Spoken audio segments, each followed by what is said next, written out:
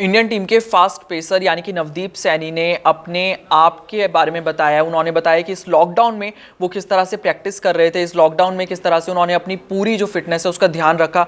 इस बारे में हम चर्चा करेंगे। नमस्कार, मैं हूं आपके साथ नीव गोस्वामी और आप देख रहे हैं इंडिया न्यूज़ स्पोर्ट्स का यूट्यूब चैनल। नवदीप सैनी एक कमाल के बॉलर, एक कमाल के फास्ट पेसर जो अब इंडियन टीम के साथ जुड़े हुए हैं। उन्होंने यहाँ पर एक बहुत बड़ा खुलासा किया है। उन्होंने बयान दिया है, उन्होंने बताया है कि जो फिटनेस रिजीम है उनका इस लॉकडाउन में भी वो कहीं ना कहीं डगमगाया नहीं है।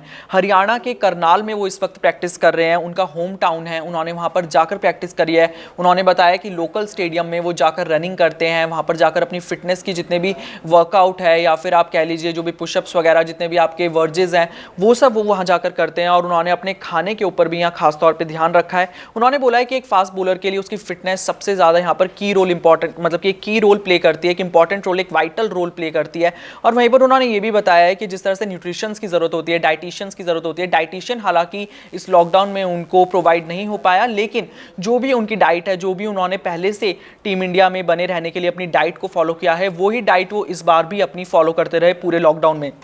21 मई से लॉकडाउन का ऐलान हो गया था। उस दौरान सभी क्रिकेटर्स घर में थे, किसी भी क्रिकेटर को मौका नहीं मिला स्टेडियम में जाकर प्रैक्टिस करने का।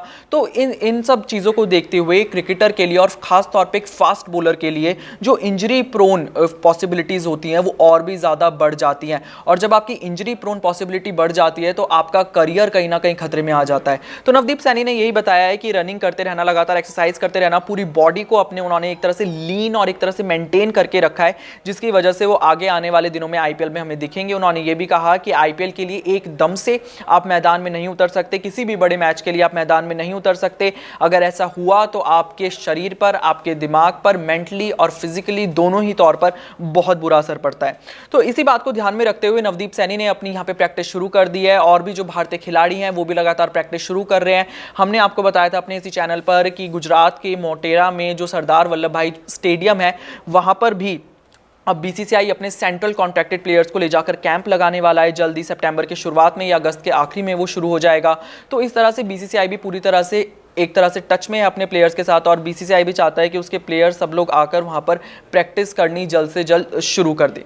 तो आप क्या सोचते हैं कि कितने दिनों में यहाँ पर क्रिकेट बहाल होगा भारतीय क्रिकेट के लिए या फिर भारतीय फैंस के लिए, या फिर बीसीसीआई कितने दिनों में यहाँ पर क्रिकेट शुरू करवा पाएगा? क्योंकि आईपीएल का क्रेज़ यहाँ पर सब में है और आईपीएल हर कोई देखना चाहता है।